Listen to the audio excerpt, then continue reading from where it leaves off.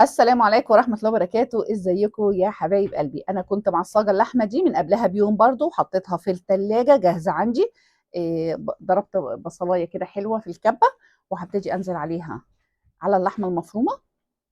انا بحاول اشغل نفسي من قبلها بيوم، يعني ما تكركبيش نفسك كله في نفس اليوم.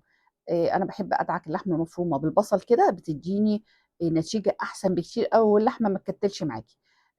انا حطيت البصله وطحنتها كده طحنه كويسه، وهبتدي ارفعها على النار لحد ما تتعصج معايا، وبعدين شلتها في علبه وحطيتها في الفريزر. هنا تاني يوم اللي هو اول يوم رمضان واحنا بنحضر بقى ده الرقاق الطري، ارجعي للفيديو بتاعي اللي انا عملته قبل كده.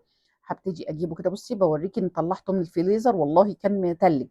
استنيت لما فك، وبصي منتهى الروعه اكننا لسه عاملينه، بيتطبق وبيتفرد في منتهى السهوله. ممكن تعملي برضو منه سمبوسك، ما فيش مشكله خالص.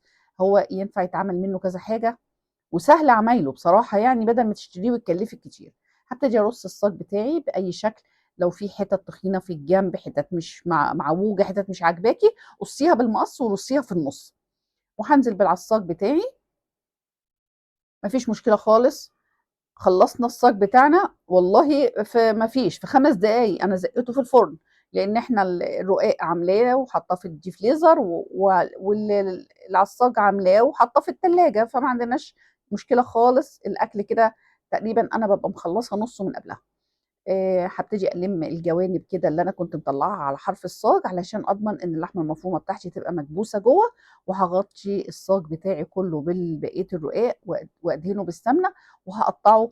الرقاق الطري مش بيشرب شوربه يا جماعه، هو بيبقى طري مش محتاج خالص يشرب شوربه، لا قبل ما يخش الفرن ولا بعد ما يطلع من الفرن. ربنا يحسن ما بين ايديكم جميعا يا رب. يلا بينا نشوف الفيديو اللي بعده.